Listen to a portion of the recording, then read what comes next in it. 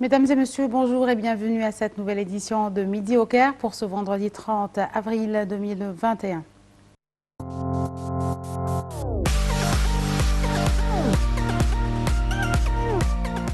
À la une de ce premier volet, nous commençons par les nouvelles importantes où le président Abdel Fattah al-Sisi affirme la stratégie de l'État pour construire l'homme par l'éducation des générations avec des valeurs humaines et des valeurs morales. Le président Abdel Fattah al-Sisi a affirmé la stratégie de l'État pour construire l'homme par l'éducation des générations avec des valeurs humaines et morales qui les rendent prêts et aptes à interagir positivement avec la société. Le chef de l'État Abdel Fattah al-Sisi a tenu ses propos lors d'une rencontre avec un groupe d'experts japonais chargés de surveiller les écoles égypto-japonaises en Égypte en présence du ministre de l'Éducation et de l'enseignement technique, Tariq Chaoui, et la responsable de l'unité des écoles égypto-japonaises, Nevin Farouk. Les détails avec nos collègues Marwa Arafa et Ayash. Le président Abdel Fattah el-Sisi a affirmé la stratégie de l'État pour construire l'homme par l'éducation des générations avec des valeurs humaines et morales qui les rendent aptes à interagir positivement avec la société. Le chef de l'État a tenu ses propos lors d'une rencontre avec un groupe d'experts japonais chargé de surveiller les écoles égypto-japonaises en Égypte, en présence du ministre de l'Éducation et de l'Enseignement technique, Tariq Chaoui, et la responsable de l'unité des écoles égypto-japonaises, Nevin Farouk. La réunion a porté sur les efforts déployés par les experts japonais en coordination avec le ministère de l'Éducation et de l'Enseignement technique pour établir les règles d'administration scolaire suivies au Japon et mettre en œuvre le système éducatif japonais Tukatsu dans les écoles égypto-japonaises au niveau de la République, a dit le porte-parole de la présidence, Bassam Rodi. M. Sisi a salué le grand effort déployé par les experts japonais dans ce projet national vital qui intervient dans le cadre de la stratégie de l'État pour construire l'homme égyptien depuis sa création, en suivant un système éducatif global qui fait l'équilibre entre l'aspect académique et le développement de la capacité à penser et à innover, et ce dans le but de former une personnalité équilibrée parmi les étudiants et créer des générations avec des valeurs humaines et morales qui les rendent aptes à interagir avec la société. Pour leur part, les experts japonais ont affirmé leur souci de travailler pour établir les règles du système éducatif japonais en Égypte, y compris la formation des enseignants, le développement de programmes scolaires en coordination avec le ministère de l'Éducation et de l'Enseignement technique, saluant le sérieux dont fait preuve l'État égyptien pour développer le système d'enseignement selon les normes les plus élevées.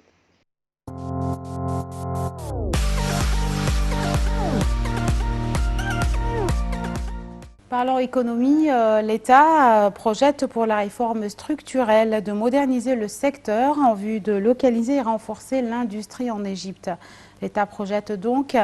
et renforce l'industrie, a affirmé la ministre de l'Industrie et du Commerce, Nevin Gama, lors de la conférence sur le programme national des réformes structurelles en présence du Premier ministre Dr Mustafa Madbouli.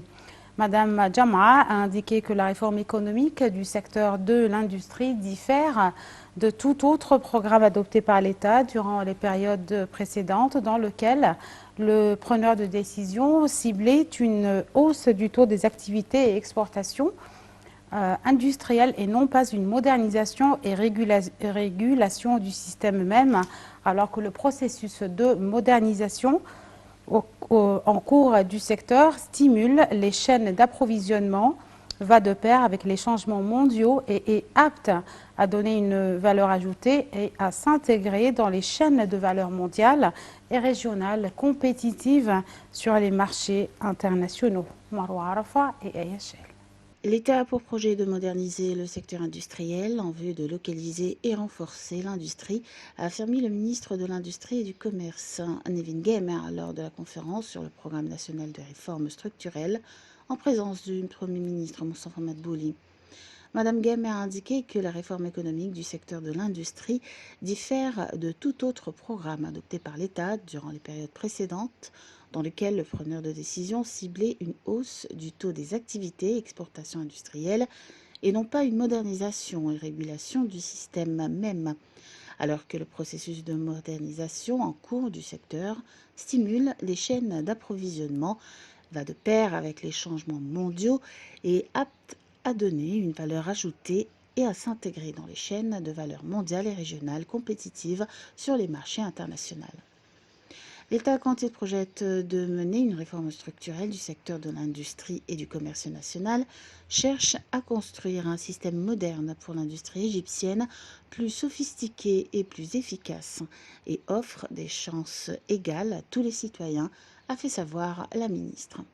Et de préciser que le soutien à la transition vers l'économie verte et l'usage durable des ressources naturelles est une des plus importantes politiques adoptées par le ministère en améliorant l'efficacité de l'usage de l'énergie dans le secteur et en mettant en œuvre l'article du règlement d'application de la loi sur l'environnement sur la baisse du gaz à effet de serre.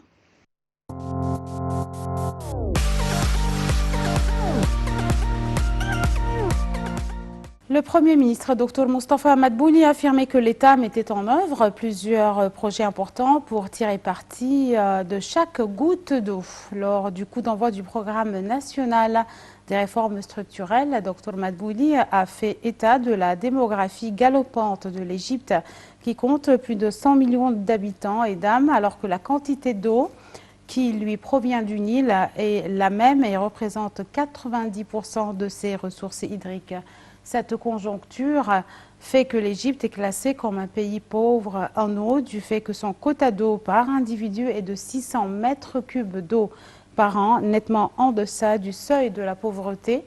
d'eau fixé à 1000 mètres cubes par an, explique le chef du gouvernement. L'État a dû, à la lumière de ces défis, injecter des milliards de livres égyptiennes pour tirer profit de chaque goutte d'eau,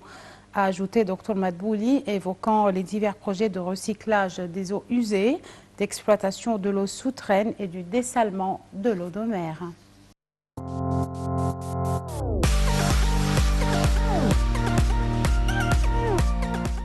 Le ministre des Affaires étrangères, Sameh Choukri, a affirmé l'intérêt qu'accorde l'Égypte au renforcement de ses relations économiques et commerciales avec la Croatie à la lumière du développement du climat d'investissement et les réformes économiques mises en œuvre par le gouvernement. Sameh Choukri a fait ses déclarations lors d'un entretien téléphonique reçu de son homologue croate, Ordan Grlić Radman. L'entretien a porté sur un nombre de dossiers d'intérêt commun, selon le porte-parole du ministère des Affaires étrangères, Ahmad Hafez. Les ministres ont affirmé l'importance de poursuivre le développement de la coopération bilatérale et de la coordination conjointe de manière à réaliser les intérêts et les visions des deux pays et l'importance de discuter des moyens de bénéficier mutuellement des expériences des deux pays pour faire face à la propagation du coronavirus et atténuer ses répercussions sociales et économiques.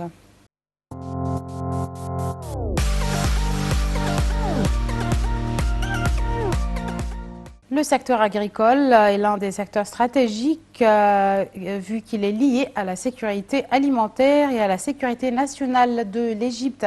a déclaré mardi le ministre de l'Agriculture Al-Saïd Al-Qusayr. Lors de la conférence sur le lancement du programme national des réformes structurelles, M. Al-Qusayr a passé en revue les politiques en cours et moyen terme concernant le secteur agricole dans le cadre du programme des réformes structurelles prioritaires pour l'économie égyptienne. Suite aux répercussions de la pandémie du coronavirus, l'importance du secteur agricole a augmenté soit sur le plan local ou international. Compte tenu de son grand rôle dans la satisfaction des besoins fondamentaux de la population ou la sécurité alimentaire, l'amélioration de la nutrition et sa capacité à atteindre une valeur ajoutée élevée, a expliqué le ministre. Le secteur est confronté à un certain nombre de défis, dont les plus importants sont le manque de ressources en eau, la croissance démographique, ainsi que la fragmentation des zones agricoles et les effets négatifs du changement climatique, a noté le ministre égyptien de l'Agriculture.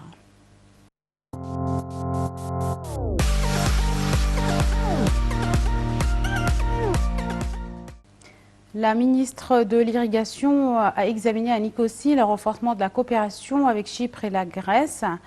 Elle a donc tenu une réunion tripartite avec le commissaire présidentiel de la République chypriote, Fotis Fotiou, et le vice-ministre grec des Affaires étrangères pour les affaires de la diaspora, Kostas Vlasis, pour célébrer le 3e anniversaire du lancement de l'initiative Renaissance de Racine ou Nostos depuis avril 2018 et examiner le renforcement de la coopération entre les 3 pays dans le cadre de cette initiative. Madame Nabila Makram a loué le rôle que jouent les directions politiques en Égypte, à Chypre et en Grèce en faveur des communautés des expatriés, saluant le soutien des communautés chypriotes et grecques à la position de l'Égypte envers la question du barrage de la Renaissance éthiopien à travers la projection d'un film promotionnel du ministère de l'Immigration en plusieurs langues afin de renforcer le droit égyptien en eau du Nil. La ministre a souligné que la réunion tripartite aujourd'hui avait débouché sur plusieurs recommandations dans le cadre de l'initiative présidentielle Renaissance des Racines Nostos, faisant état en ce sens de l'organisation d'un voyage pour les jeunes d'Égypte, de Chypre et de la Grèce, dans le but de transmettre l'idée de l'initiative aux jeunes générations après son lancement en Égypte en avril 2018.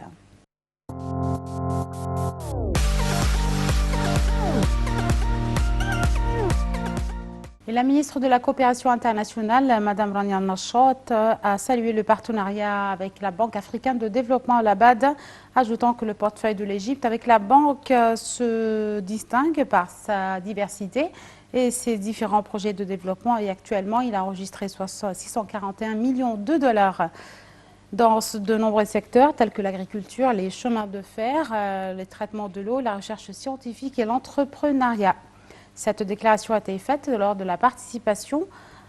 sa participation à des événements virtuels pour lancer des programmes d'incubation et d'accélération du projet développement et modernisation financés par la Banque africaine de développement et mis en œuvre par l'Académie de la recherche scientifique et de la technologie du ministère de l'Enseignement supérieur et de la recherche scientifique. Elle a souligné que le ministère de la Coopération internationale cherchait par le biais de partenariats internationaux et multilatéraux à soutenir les initiatives d'innovation et d'entrepreneuriat et à combler les lacunes de lancement et les expériences dès les premiers stades, ce qui se reflètera dans la réalisation du développement durable, objectif de développement.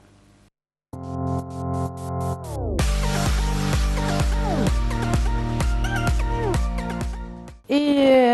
si on passe aux nouvelles sciences et technologies, le ministre de Communication et des Technologies de l'Information, Amr Talat, a affirmé que le ministère visait à élargir le système de transformation numérique lors de la conférence de lancement du programme national des réformes structurelles. Monsieur Talat a signalé que la contribution du secteur du PIB a atteint 4,4% en 2019-2020, contre 3,2% en 2017-2018, signalant que le ministère avait tenu à ce que la contribution du secteur passe à 5% au cours de l'exercice financier actuel et à 8% en 3 ans.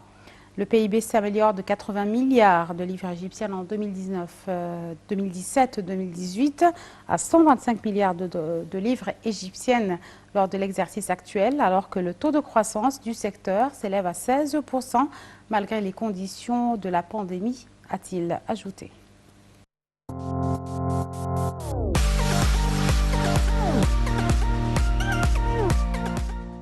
Et l'Égypte est l'un des premiers pays du Moyen-Orient à mettre en œuvre le système de facturation électronique. Le ministre des Finances, Mohamed Maït, a déclaré que l'Égypte était devenue l'un des premiers pays au Moyen-Orient donc à mettre en œuvre le système de la facturation électrique. Monsieur Maït a signalé lors de la conférence de lancement du programme national des réformes structurelles que le ministère avait mis en place les plans stratégiques basant sur des réformes structurelles au niveau des politiques macro-financières avec des objectifs, des programmes, des projets, des mécanismes d'exécution aptes à réaliser la stabilité économique, à réduire la dette publique et à préserver un taux de croissance économique durable. Dans le cadre du travail du ministère, les recettes publiques de l'État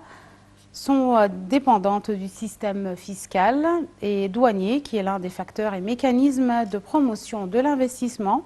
a-t-il expliqué, précisant que l'État s'était concentré au cours des 2 dernières années sur l'automatisation, la gouvernance et l'augmentation de l'efficacité de ces systèmes car ils contribuent à soutenir l'environnement de travail des investisseurs.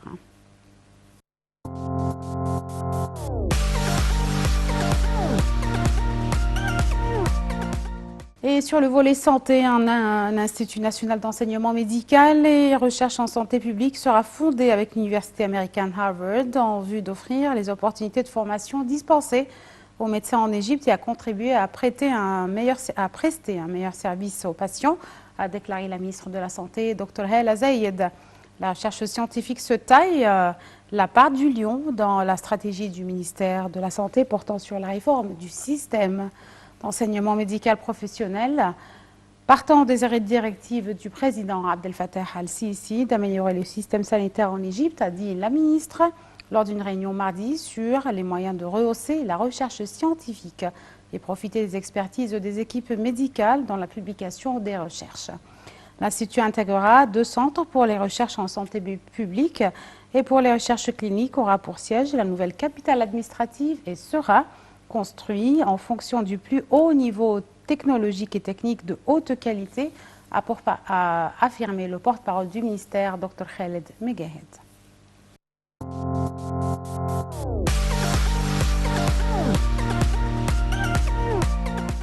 Côté tourisme et culture, le Haut Conseil des Antiquités a pris nombre de décisions en vue de relancer le tourisme, développer les services prestés aux visiteurs de sites antiques et musées, accroître la sensibilisation du public de l'archéologie et des antiquités. Le Conseil a maintenu les tarifs offerts aux étudiants et visiteurs égyptiens et arabes, des tarifs annuels pour tous les sites, les pyramides, le musée national de la civilisation et grands musées égyptiens. Le Conseil a donné le feu vert dans la demande de sponsoring de la Banque nationale d'Égypte dans le cadre d'un protocole de coopération conclu à cet égard et affectant un montant de 20 millions de livres égyptiennes pour développer les sites et les musées.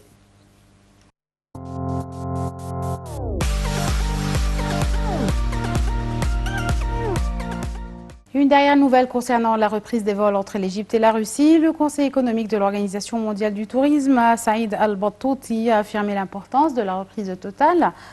du trafic aérien entre l'Égypte et la Russie, qui constituera un soutien au secteur du tourisme, notamment durant l'été. Dans une déclaration à l'agence de presse du Moyen-Orient MENA, Al-Battouti a fait prévoir une grande affluence des touristes russes qui sont avides de voyages et épris de sites touristiques égyptiens. La reprise des vols russes stimulera d'autres marchés liés à la Russie, tels que l'Ukraine, la Biélorussie, la Moldavie, l'Ouzbékistan, le Kazakhstan, Géorgie et autres, a-t-il affirmé.